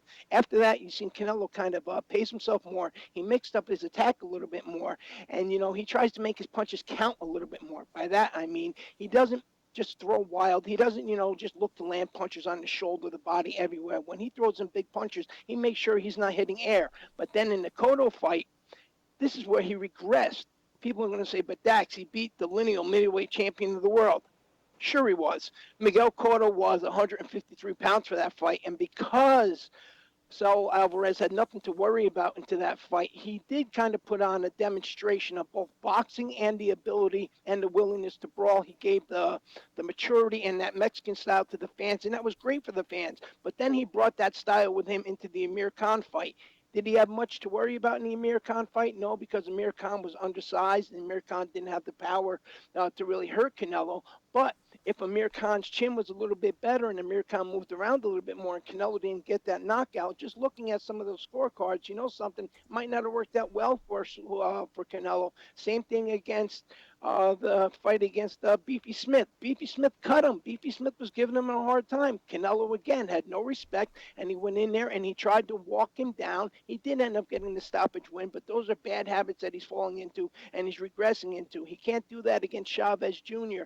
In my opinion, Canelo has a lot more to lose in this fight than Chavez Jr. was, and Chavez Jr. is in Canelo's head. Anything Chavez Jr. says, no matter how relaxed and how nice he says it, or whether or not he just starts paying attention when Canelo talks, Canelo just gets even more enraged. He's going to go in there and he's going to be reckless. And unless he can knock Julio Cesar Chavez Jr. out, that's the only way I'm going to see him win. Because as the fight goes on, the 6'1" Julio Cesar Chavez Jr. with that 73-inch reach is going to walk Canelo down. He's going to tire him out because Canelo, for the last 4 and 5 years, has been fighting guys on the average of 5'8" with only a 71-inch reach, and none of them have this type of chin that Julio Cesar Chavez Jr. was. Don't anybody ever be confused with the Andre Fonfara fight. That was an out-of-shape Chavez Jr. This is going to be a whole different style, a whole different kid, and this is going to be the fight that's going to not only make or break both these fighters, but this is going to make everybody forget all the past shortages of Julio Cesar Chavez Jr., and should he go in there and get the win that he wants to get, I believe he's going to come back into the sport reinvigorated, and he's going to continue on that Chavez legacy that the Mexican fans love so much, but it's not going to be a Chavez family legacy. It's going to be the Julio Cesar Chavez Jr. legacy, and that's what he wants, and that's what he's going to get, and that's what we're going to see on Saturday night. Very well put, Dax. I like it. The thing is that Julio Cesar Chavez Jr., this could be, for all intent and purposes, he could say, forget it. He doesn't need anything after this because, let's face it, he's 31 years old, so he quietly got to be 31. You think of Chavez Jr., we're thinking of a young fighter, but he's 31 years old, so it'll be interesting to see. Hey, Dax, some other fights on that card. One thing, here's something interesting, not to interrupt you. You spoke about a lot of people. People are speaking about the Canelo and Triple G fight. Eric Gomez of Golden Boy Promotions made a funny comment yesterday. If Canelo wins by KO, it's on to Triple G next. What does that mean exactly? Does it mean if he gets a TKO, they're going to go after Triple G? Well, what does that mean? That's one of those comments that is just so open for interpretation. How would you take that? They're playing game. Listen. What's nerve-wracking, and the reason why, and I was a huge fan of Canelo's, but they're playing games, all right? They think that they're trying to act like Floyd Mayweather. Listen, whether you like Floyd or not, there's only one Floyd. Floyd was successful. I can't stand the copycats. It's the same thing when these guys get in the ring or get on the podium before a fight and they start trying to do Muhammad Ali's, ranting and raving. There was only one Muhammad Ali. He did it and he backed it up. These other guys just talk smack and don't back it up. I can't stand it. If I'm Triple G, and I said this a couple of weeks ago, Dax, I think Triple G and his team made a mistake. They needed to just worry about them. Now, whether they feel they needed some rest and they were going to wait till September to fight regardless of Canelo or not, who knows? But the truth of the matter is, for them waiting for Canelo, I think was a mistake. I think they should have planned their schedule around them and just say, hey, Canelo, you want us, you come to us. Triple G in the middleweight division is in the driver's seat, not Canelo. And hopefully Julio Cesar Chavez Jr. will just make that in concrete this weekend. But let me ask you this on a couple of other fights. Who do you like and why in the David Lemieux-Marcos Reyes fight? Well, David Lemieux, it's not even a question. David Lemieux is a guy who, yes, in his younger years, he had those losses.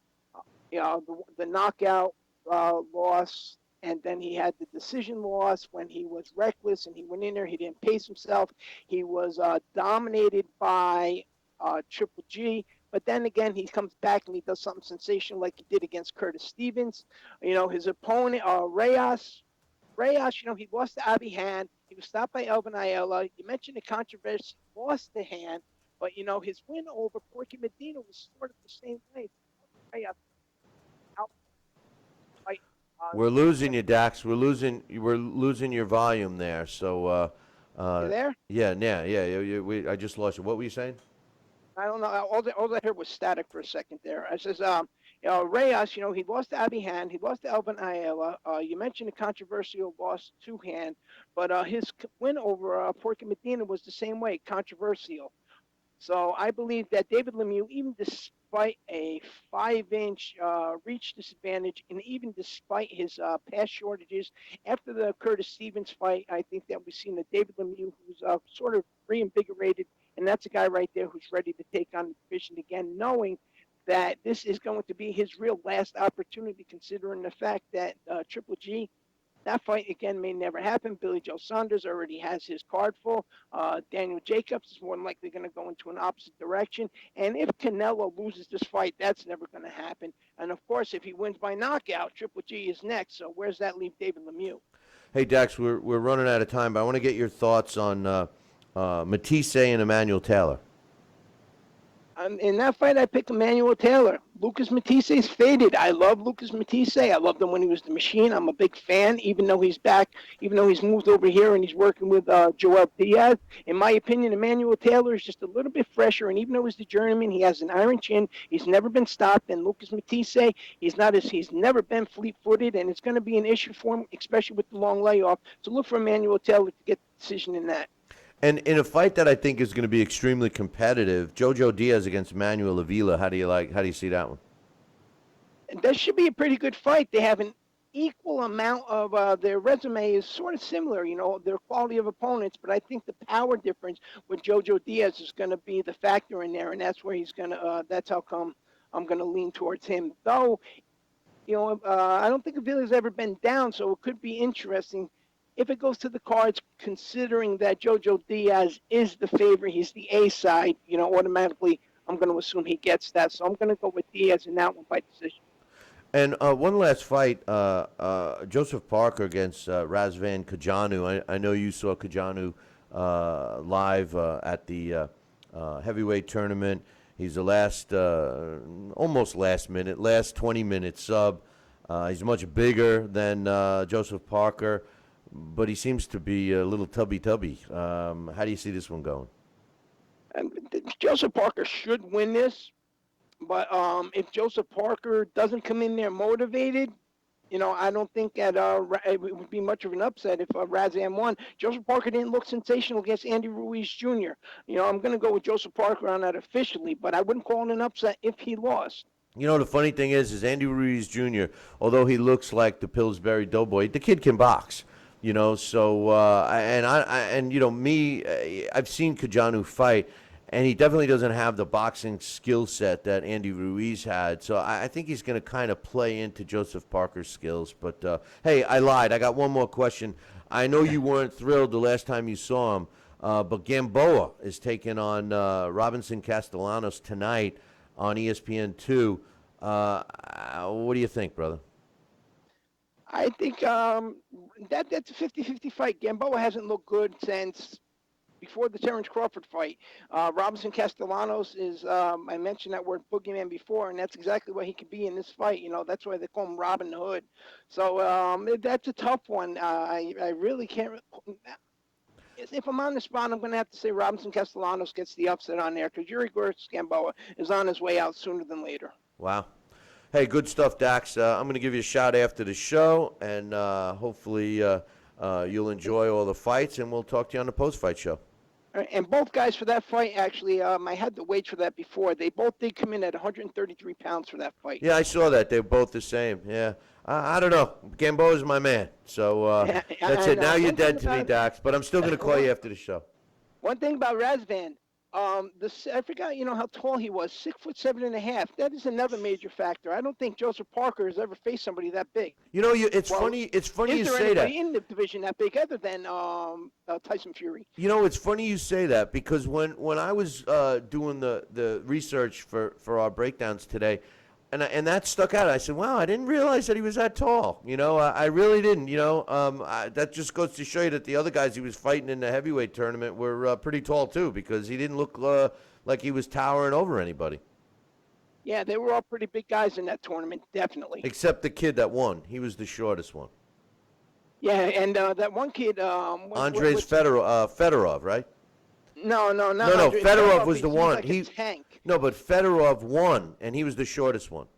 Right. No, I'm talking about that one kid, Donovan? Matt Haven. Remember, he looked to be huge. I thought he was going to win that fight. What a wash-up he turned out to be. Yeah, that was my guy from my buddy from Florida.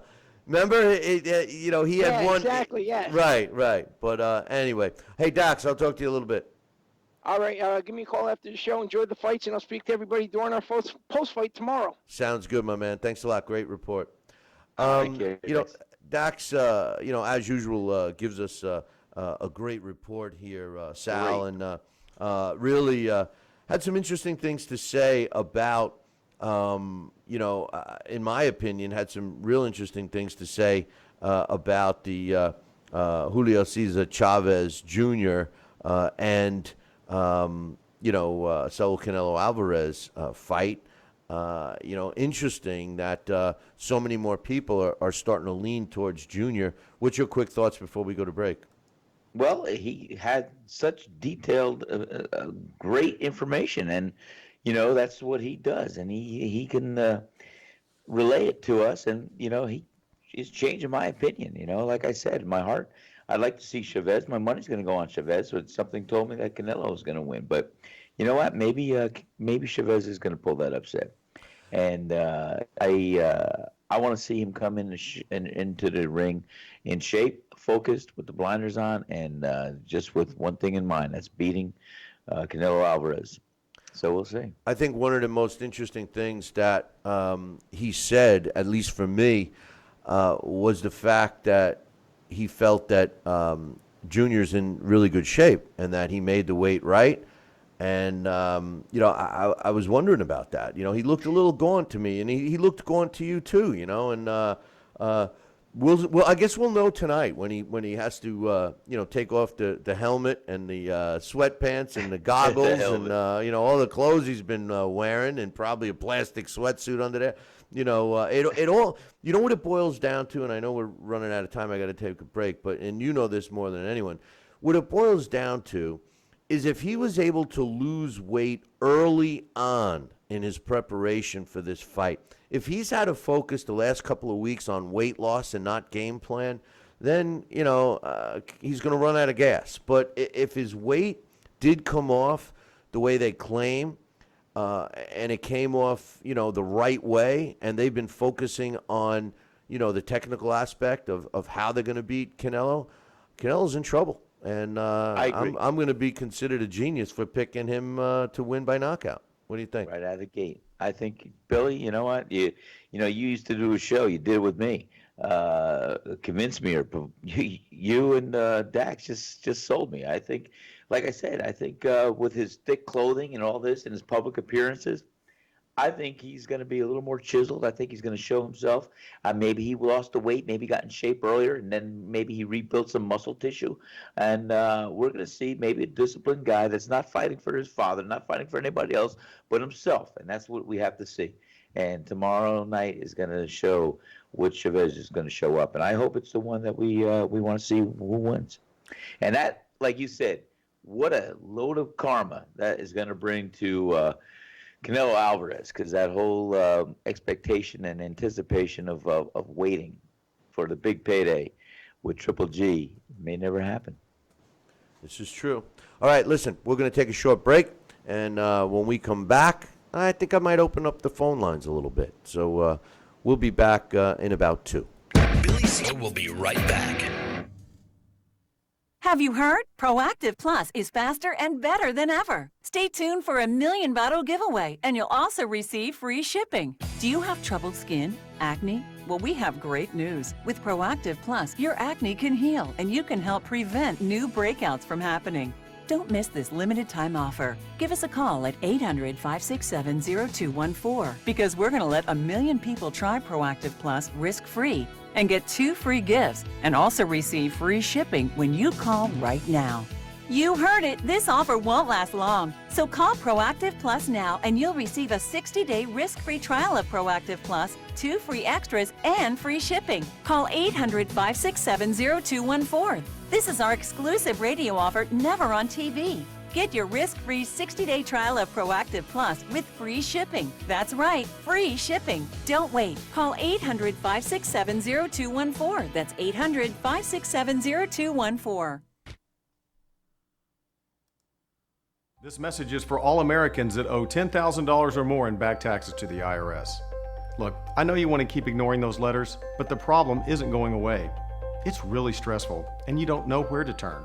The good news is you have rights, and we can help resolve your IRS problems.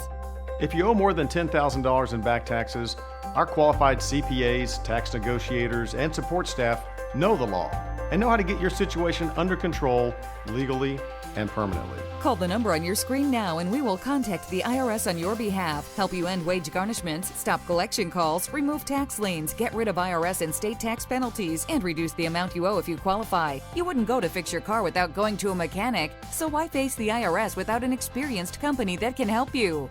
Let us take the stress of back taxes and the IRS off your shoulders so you can spend time on the important things in your life, like your family or your business. If you owe more than $10,000 in back taxes, call now and find out how we can help you.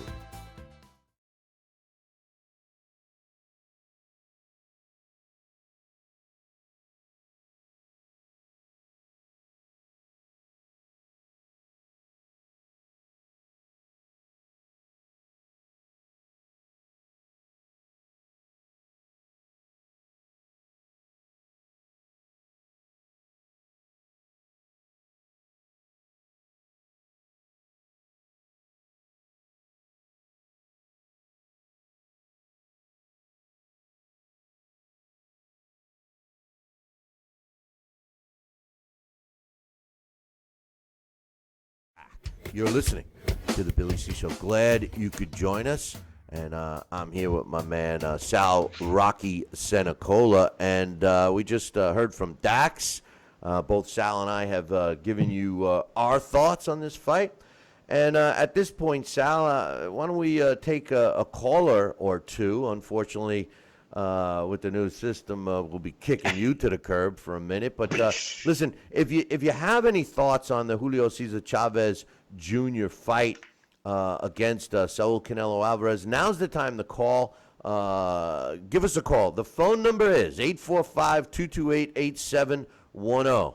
845-228-8710. Give us a call right now. Phone lines are open. Yeah, we'll kick Sal to the curb for a minute to get your thoughts. But in any event, Sal, Dax was making some interesting points about, what people were saying. And, I guess when this fight was first announced, I know myself, I was like, oh, man, Chavez. And I've always been a fan of Chavez Jr. But obviously, you talk about needing the right motivational tool, and apparently, the addition of Nacho Bernstein and the fact that Junior and Canelo really don't like each other has provided that motivation. What's your thoughts? I think you're right. When I last followed Chavez Jr., he was doing all kinds of weird training in the middle of the night or early in the morning. It was just bizarre. He was living this wild, crazy life. And so that's what I used as a benchmark to see what this opportunity may bring. All along hoping and seeing that there is a possibility that he could be like I said, today, revealing when he disrobes to get on the scale, a chiseled, defined, confident Chavez Jr. And that, I think, is just part of the play, part of what they had in mind, to keep it under wraps, to keep the camp quiet, and they're going to introduce a brand new Julio Cesar Chavez Jr. tomorrow night in the ring, with the motivation and with the fierceness that we could see that could have been passed down from his father. Yeah, no, that's a good point. 845-228-8710. You're running out of time. We can take a caller or maybe two if you give us a shout. 845-228-8710. You know, you bring up an interesting point, and a lot of the negativity surrounding his training, was based on the lack of discipline. I mean, let's be real. I mean, we can't point fingers at everyone. Julio Cesar Chavez Jr. has to look in the mirror and take the blame for his lack of discipline, because only he can control it. But the one person that sticks out in my mind is when he was training under Freddie Roach.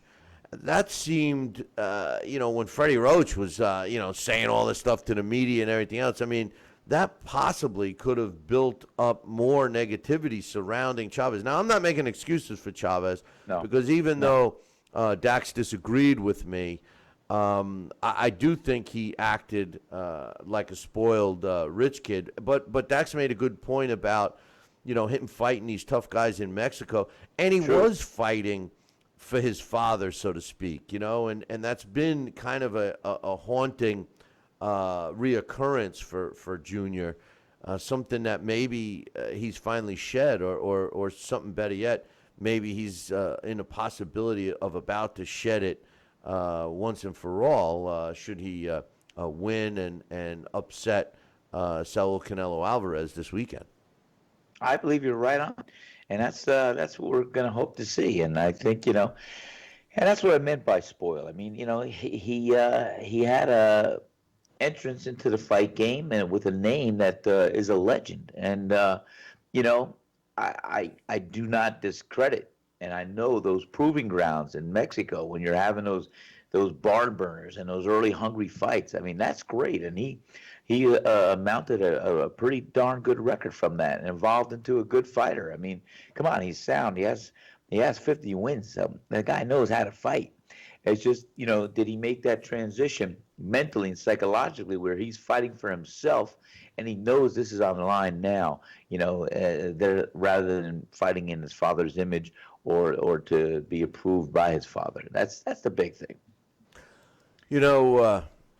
Just getting off that fight for a second, I know a lot of people have lost faith in and interest in my man Yuriorkis Gamboa.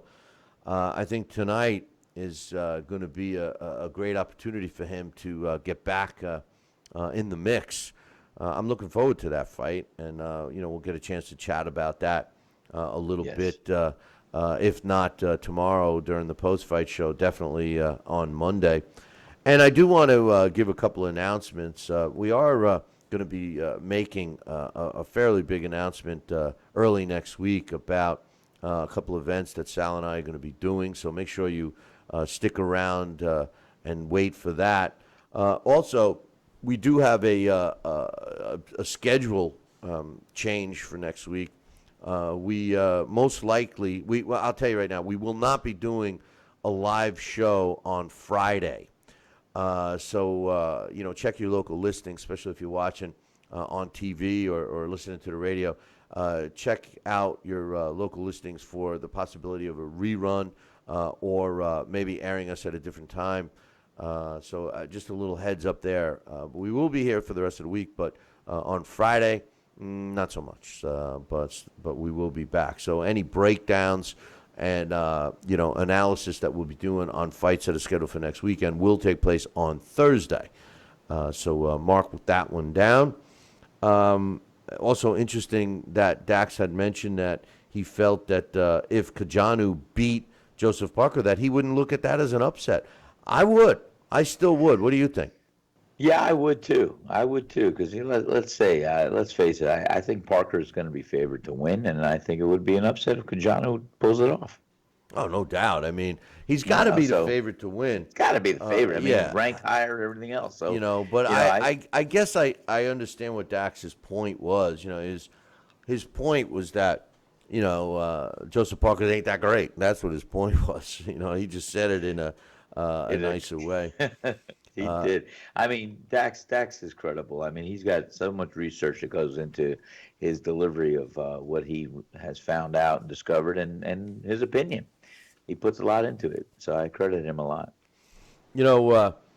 Just one more look back at the big fight this weekend. Canelo Alvarez going up against Julio Cesar Chavez Jr., that is.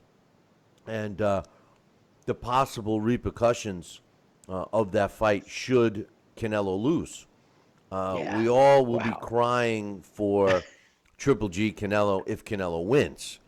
If Canelo loses, I think that he's going to realize that he made the wrong decision by letting it marinate because all of a sudden somebody's going to say it marinated too long, throw it in the garbage and get a new steak. But the truth of the matter is that he's going to be the outside guy looking in. And I kind of hope, and I kept saying, that's karma is a bitch sometimes, and that would certainly maybe curtail these fighters in the future from trying to play games. They had the Triple G fight. They pretty much could have named the price. They could have named the split and everything if they would have fought this guy earlier on. But instead, now they're risking it. They're in a tough fight. I do give Canelo credit for fighting Junior. He is a tough opponent, but they clearly have taken him lightly.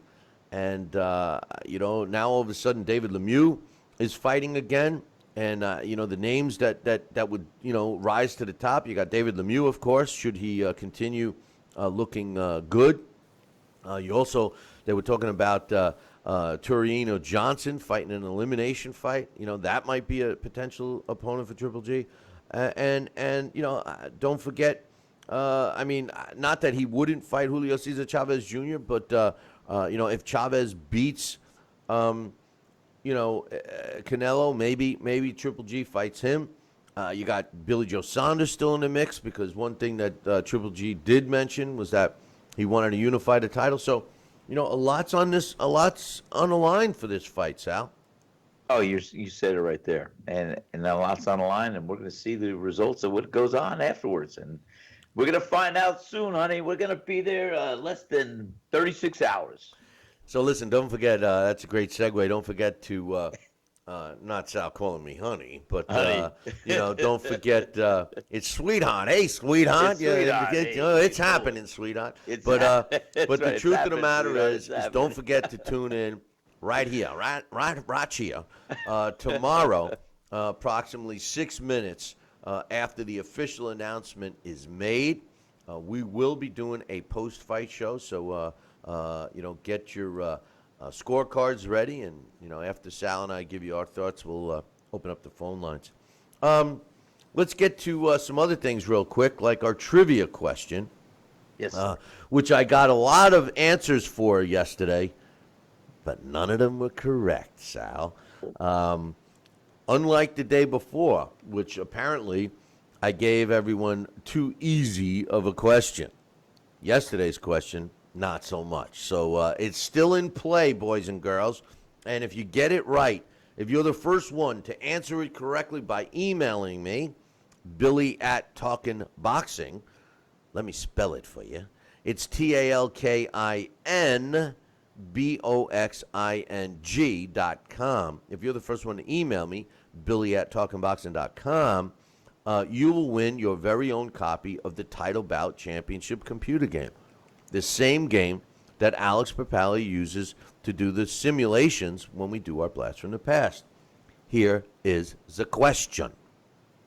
Which world champion, or I should say, which former world champion lost the most title fights? I'll give you a hint. It doesn't have to be, fights that he lost. He was in world championship fights, right? So that's the question. Who was a former world champion that lost the most world title fights? If you're the first one to email me the correct answer, Billy@TalkinBoxing, TalkinBoxing.com, you'll win the prize. Sal, you have any ideas? And don't say Jack Dempsey. Well, that's where I was going. Well, you're wrong. You're wrong. Kenny Norton? No. No, not Kenny Norton either.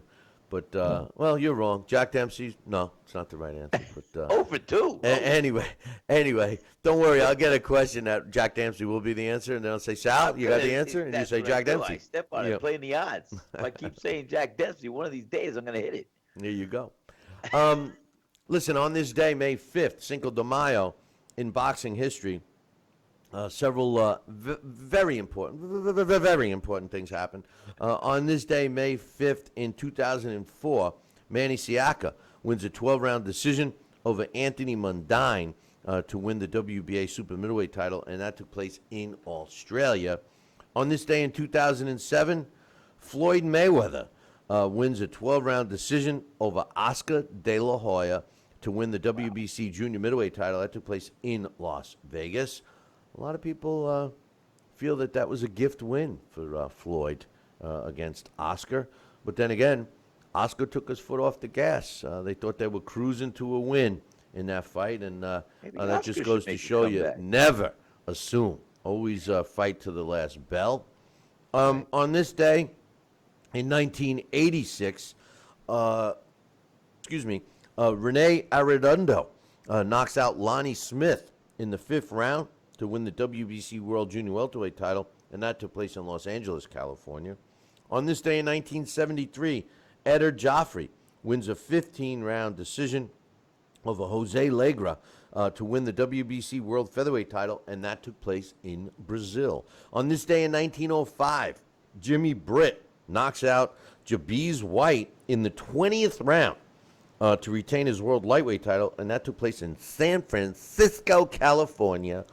And finally, on this day, May 5th, in 1947, Ezzard Charles wins a very tough 10-round majority decision over the late, great Archie Moore in their fight that took place at the Music Hall Arena in Cincinnati, Ohio.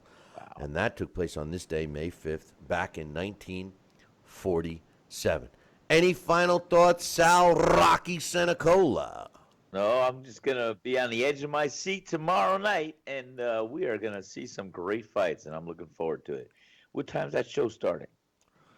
Well, the pay-per-view starts at 9, but the main event probably won't come on anywhere near 11. But the undercard, I'm not going to want to miss any of the undercard on that fight. No. I like the card. I do. It's a legit pay-per-view card. I mean, you know what? It's legit by today's standards. I mean, years ago we used to get all top-notch fights, matchups, world title fight. As a matter of fact, there's not any world titles on this card, which is pretty cool because it just goes to show you that you don't need a stinking belt to have a good fight. And we got 4 competitive fights that are going to be on this pay-per-view, and not one phony belt will be on the line. Wow. At least that I know. Well, that's not true. The NABF belt will be on the line for the JoJo Diaz fight. But anyway, hey, listen, boys and girls, make sure that you tune in approximately 6 minutes tomorrow night after the official decision is rendered for our Billy C., Saul, Canelo, Alvarez, and Julio Cesar Chavez Jr. post-fight show. But then don't forget, Monday morning, same bat time, same bat channel. Until then, ciao, baby.